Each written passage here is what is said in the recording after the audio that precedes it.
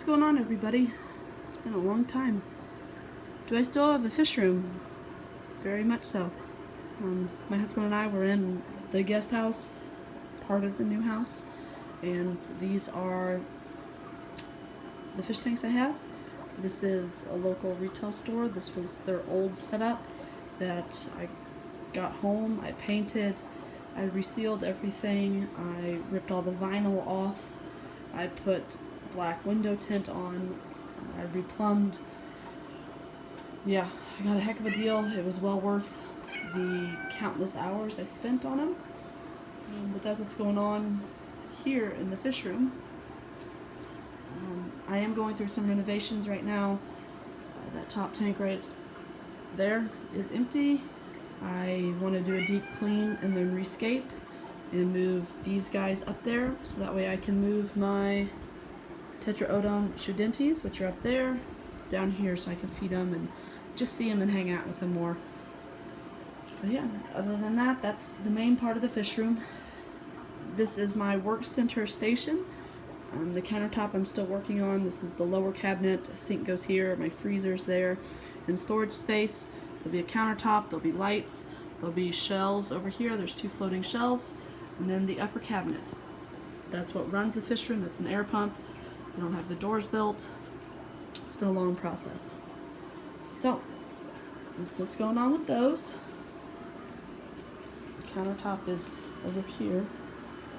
This is what I just wanted to show you guys. I'm actually really excited about this. This is the Exoterra, their paludarium. This is the extra tall mini, 12 by 12 by 24. Just got it up and running. It is not planted yet. I want to let it run for a good 24 hours. I'll do a big water change.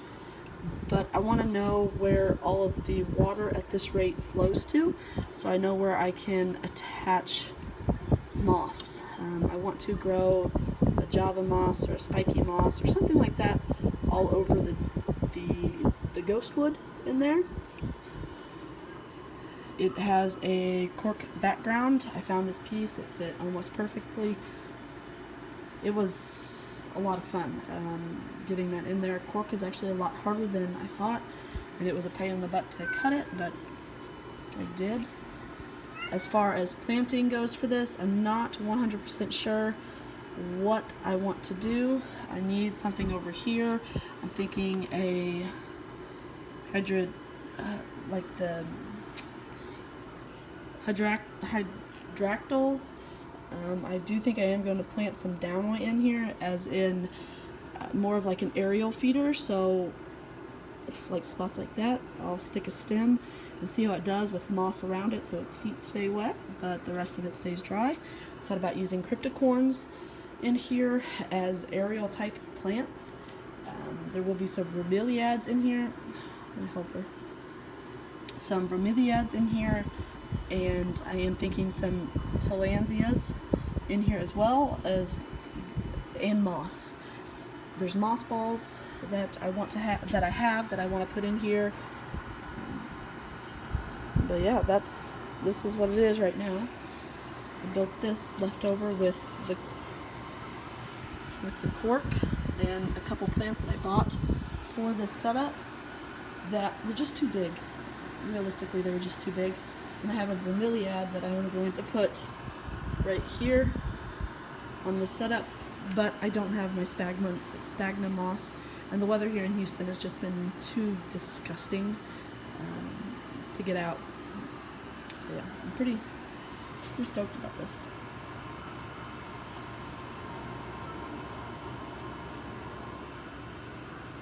So yeah, that's that. Things that I'm going to add to it though. Got a couple extra pieces of ghost wood. I don't know how I'm going to get that in there, but I have it. I have biodegradables. These are small oak leaves. This store is awesome. The BioDude is where I got 95%, well, we'll say 75% of everything I used. I did not get the expandable foam from them, the pump from them, and like the filtration supplies or the sand. I picked up everything else from them. Oh, and the light. I didn't get the light from them. That's a Kessel A80 I have on there. They are by far one of the coolest stores I've ever been to. They're super knowledgeable. Their customer service was top notch. So much so that I'm kind of addicted to paludariums. I'm not going to lie. I have a couple ideas for some that I want to build. If this one goes well, I wanted to try a smaller one out first to see how it did. But yeah, I really enjoyed the Biodude. But I got small oak leaves instead of like the bigger oak leaves or Indian almond leaves, just because these fit the scape and the size, the scale of that tank a lot better. Then I have an assortment of pots, monkey pots, that sort of thing. I don't know what I'm going to use, what I'm not going to use. I still don't know 100% what I'm going to stock in there. I thought about clown keelies, which they're a West African keelie fish. I'd be pretty stoked. And since you see them from up top, you'd be able to like look down at them. I've thought about baddis, but I don't know 100% what I'm going to use. So for now, I'm just going to plan it up and see how it works, but I'm really excited about it. The slow drips. I might put an air line on there and run it and poke holes so I can get water in some other places, but I wanted to set this up and see how it did before I got into all that.